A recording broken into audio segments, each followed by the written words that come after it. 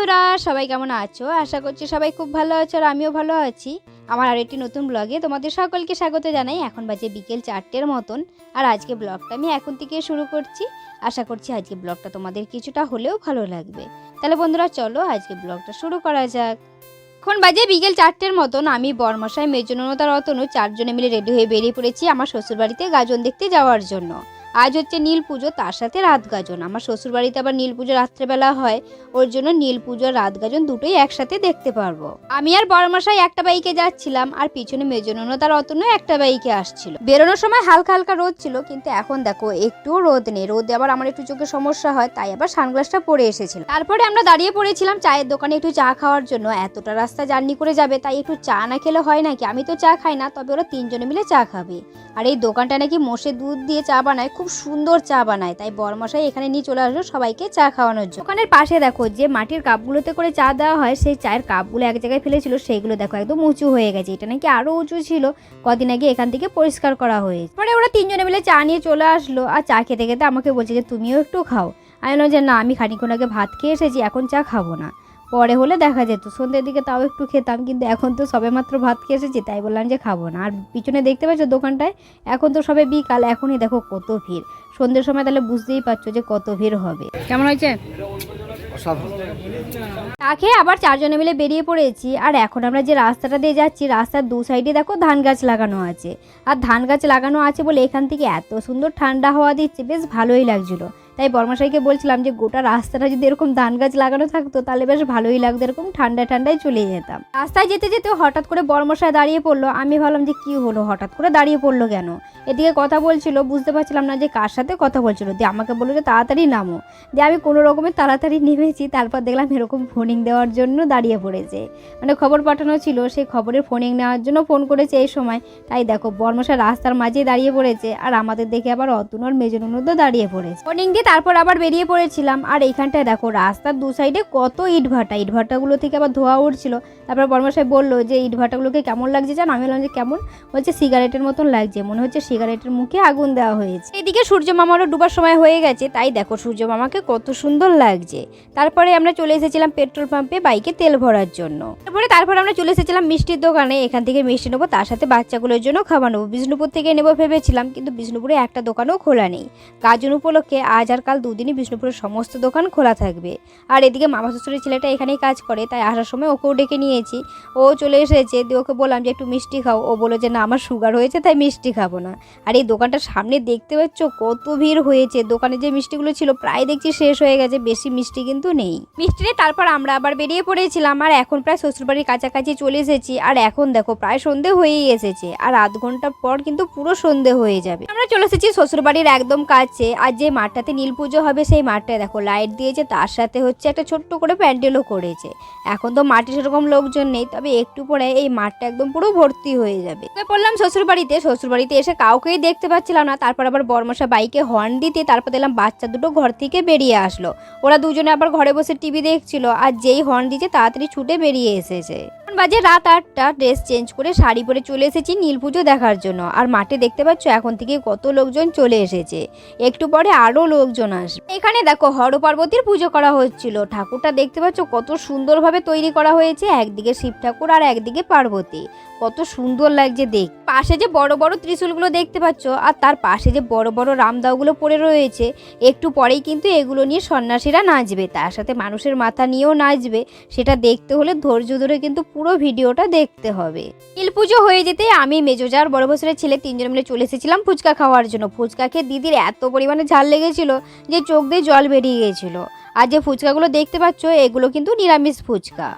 খেয়ে তারপর আবার চলে এসেছিলাম। আর এখন দেখো সমস্ত সন্ন্যাসীগুলো শুয়ে পড়েছে। আর সন্ন্যাসীগুলোর উপর যে পুরোহিত মশাই ছিলেন উনি আবার জল ছিটাচ্ছিলেন, আর একজন আবার ধুনুচি নিয়ে চারদিকে ঘোরাচ্ছিলেন। এখন কি করবে জানো তো সন্ন্যাসীগুলো? এক এক করে গোটা মাঠে ছুটবে, ছুটে যে যেদিকে পারবে সেদিকে ছুটে পালাবে। এরপর ওরা যাবে মানুষের মাথা আনতে। তারপর যতক্ষণ না এখান থেকে বাজি ফাটানো হবে ততক্ষণ কিন্তু ওরা আসবে না। ওরা মাথা নিয়ে তারপরে আসবে, তখন এসে ওরা হচ্ছে মাথা নিয়ে তারপর ত্রিশূল নিয়ে এক এক করে নাচবে। কিছু সন্ন্যাসী সন্ন্যাসী তো চলে গেছে মানুষের মাথা আনতে, আর কিছু সন্ন্যাসী আবার যায়নি, যারা বাচ্চা সন্ন্যাসী তারা যায়নি। আর এদিকে বয়স্ক করে একজন ছিলেন, উনি আর যাননি।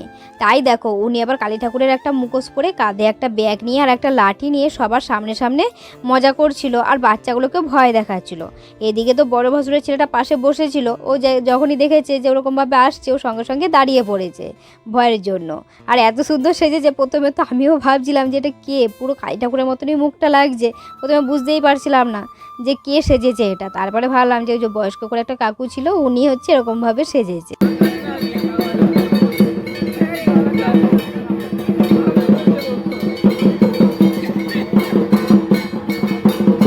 যে সন্ন্যাসীগুলো মাথা আনতে গেছে তাদের ফিরে আসতে প্রায় 2-3 ঘন্টা সময় লাগবে। আর এতক্ষণ ধৈর্য ধরে যারা দেখতে এসেছে তাদের তো বসে থাকাও কঠিন। তাই দেখো ওদেরকে মজা দেওয়ার জন্য যে বয়স্ক লোকগুলো ছিল তারা একটু কমেডি করছিল। আমাদের তো পাশে বাড়ি, আমরা যাব আবার চলে আসবো, কিন্তু যারা একটু দূর থেকে এসেছে তারা হচ্ছে যাবে আবার আসবে, ওর জন্য ধৈর্য ধরে বসে আছে। তাই ওরা যাতে একটু ধৈর্য ধরে বসে থাকতে পারে, তাই এই বয়স্ক লোকগুলো একটু কমেডি করছিল বাইক নিয়ে। ফেলে দিল না, পড়ে গেল গাড়ি থেকে।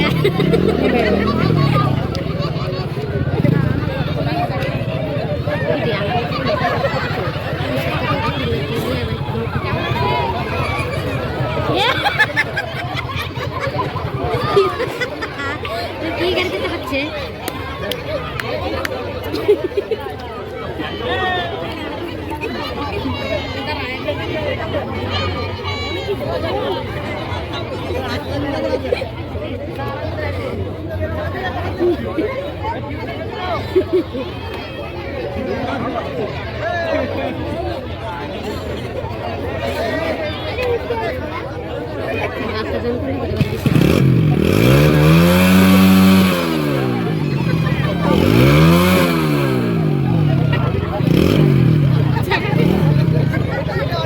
কমেডি তো করছিল। শেষ পর্যন্ত দেখো একটা লোকের কি হলো, বাইকে যে পাইপটা রয়েছে ওখান থেকে তো প্রচুর ধোঁয়া বেরোচ্ছিল, আর ওর জন্য ওই পাইপটা পুরো গরম হয়ে গেছে। ওই লোকটার বুঝতে পারেনি, যখনই চেপেছিল পাটা ওখানে যে ঠিকেছে আর একদম চামড়াটা পুরো উঠে গেছে। আর সেটা নিয়ে সবাই আবার মজা করছিল। শেষকালে বললো যে আমি তোদের সাথে আর কমেডি করবোই না। শেষকালে আবার ওই কাকুটা চলে আসলো। বাইক নিয়ে তো এতক্ষণ কমেডি হলো, এখন বললো সবাইকে একটা ম্যাজিক দেখাবে। তাই দেখো কতগুলো ইট নিয়ে চলে এসেছে, আর একটা ছেলেকে শুয়ে দিয়েছিল গামছার উপর দিয়ে, ওর বুকের উপর একটা একটা করে ইট বসাচ্ছিল, দিয়ে বললো যে কুড়ুলে করে তোর বুকের উপর সমস্ত ইটগুলো ভাঙবো, তোর কিন্তু একটুও লাগবে না। ছেলেটা তো প্রথমে সাহস নিয়ে শুয়েছিল, বললো যে ঠিক আছে, যে তুমি আমার বুকের উপর ইটগুলো রাখো, দিয়ে ভাঙো। শেষ পর্যন্ত ভয়ে আর থাকতে পারলো না, শেষকালে বললো যে প্রচুর ভারী লাগছে ইটগুলো, আমি থাকতে পারবো না, দিয়ে সে আবার উঠে গেল। এরকম করে 3-4 জন এসেছে, তাদের বুকের উপর ইটগুলো রেখে যখনই কুড়ুল দিয়ে ভাঙতে যাবে তখনই তারা ভয়ে উঠে পালিয়েছে। আর ভয় পাওয়াটাই স্বাভাবিক, কারণ হচ্ছে এত ভারী ভারী ইটগুলো, কারণ এগুলো সব সিমেন্টের ইট, মাটির ইট হলেও তাও একটু সম্ভব হতো। আর তার উপর কুড়ুল দেখলে তো যে কারোরই ভয় লাগবে, যদি একটু বিপদ হয়ে যায়। আর আমি এদিকে বলছিলাম যে এরকম ম্যাজিক দেখানোর কি দরকার, যদি একটা বিপদ ঘটে যায় এরকম ম্যাজিক দেখানোর থেকে না দেখানোই ভালো। শেষ পর্যন্ত দেখো যে লোকটা হচ্ছে সবার বুকের উপর ইটগুলো রাখছিল, সেই শেষ পর্যন্ত শুয়েছে, দিয়ে তার বুকের উপর সমস্ত ইটগুলো রাখা হয়েছে। তারপর একজন ভাঙলো, দিয়ে হচ্ছে সমস্ত ইটগুলো ভাঙতে পারেনি, প্রথমে একটা ইট ভেঙেছে, দিয়ে তারপর আবার শুয়েছিল, কিন্তু কিছুতে সব ইট আর ভাঙতে পারেনি। দিয়ে শেষ পর্যন্ত কি করবে, আর সব ইট ভাঙেনি, শেষকালে এই ম্যাজিকটা বন্ধ হয়ে গেল। পর একটা ভালো জিনিস হচ্ছিল, কি হচ্ছে তোমরা বুঝতে পারছো না তো, যে সবাই চারদিকে গোল গোল করে ঘুরছে কেন, দাঁড়াও তোমাদের বুঝিয়ে বলি। মাঠের মাঝে একটা আমডাল নিয়ে এসেছে, আর সেই আমডালটা অনেকগুলো আম ছিল, সেটা শুদ্ধ নিয়ে দেখো গর্ত করে পুঁতে দিয়েছে। আর তার চারপাশে বাচ্চাগুলো যেগুলো ছিল বাচ্চা সন্ন্যাসী, তারা চারদিকে ঘুরছে। এরপর একটা হনুমান আসবে, সেই হনুমান থেকে আমগুলোকে বাঁচানোর জন্য এই বাচ্চা সন্ন্যাসীগুলো পাহারা দিচ্ছে। তোমরা ধৈর্য ধরে দেখো, একটু পরেই হনুমান আসবে। ওই যে দূরে দেখতে পাচ্ছ হনুমান কিন্তু চলে এসেছে। এরপর তোমরা দেখো যে এত পাহারার মধ্যে দিয়ে হনুমান কিভাবে আমগুলো খায়।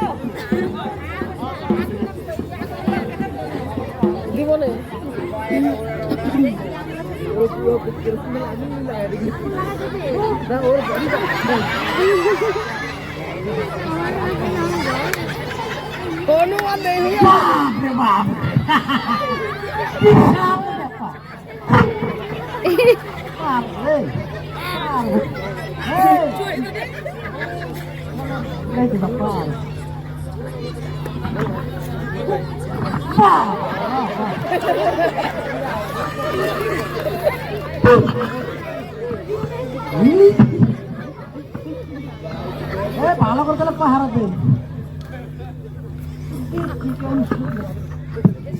মনে হয় পারবো না পারবি তো কাজটা খাবে আগে তারপর কথা পরে পরে কাজটা খাবে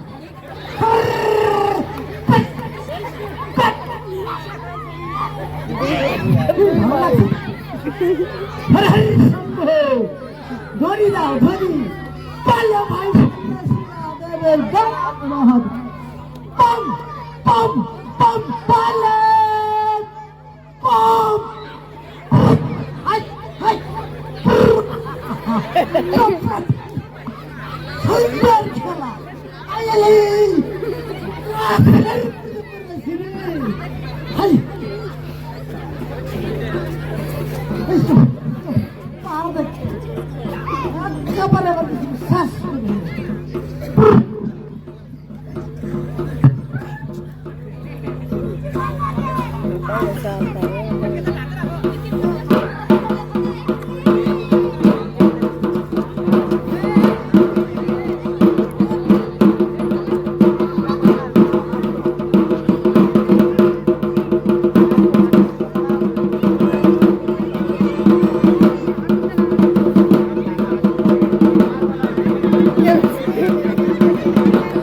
শেষে দেখো হনুমানের লেজে আগুন ধরিয়ে দিল। যেই হনুমানের লেজে আগুন ধরিয়ে দিল চারদিকে ছুটছিল, ছুটতে ছুটতে তারপর হনুমান এখান থেকে পালিয়ে গেল। এই সন্ন্যাসীগুলো মাথা আনতে গেছে, তাদের এরপর আসার পালা। তাই দেখো বাকি যে সন্ন্যাসীগুলো ছিল তারা এখানে বাজি ফাটাচ্ছিল। বাজি ফাটানোর পরেই বাকি সন্ন্যাসীগুলো মাথা নিয়ে চলে আসবে।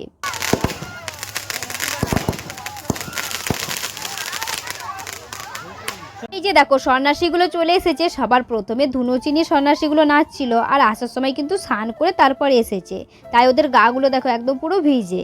আর তারপরেই দেখো যে বড় বড় রামদাওগুলো ছিল আর তার সাথে মানুষের মাথা, এই দুটো নিয়ে একসাথে নাচছিল। কতটা ভয়ঙ্কর দেখতে পাচ্ছ।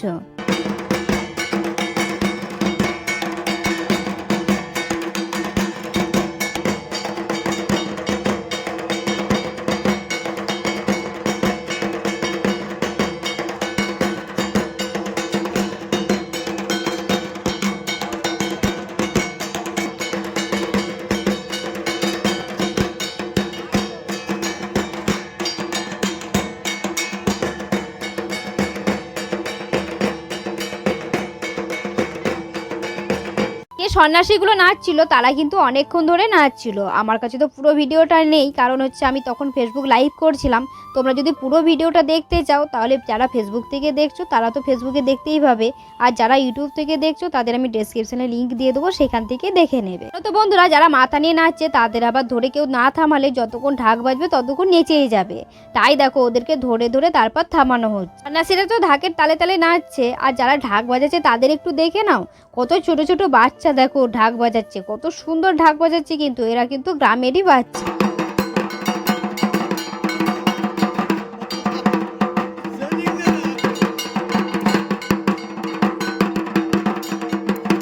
সন্ন্যাসীদের নাচা হয়ে গেছে, আর আজকের মতন পুজো এখানেই শেষ। এরপর যে যার বাড়িতে চলে যাবে।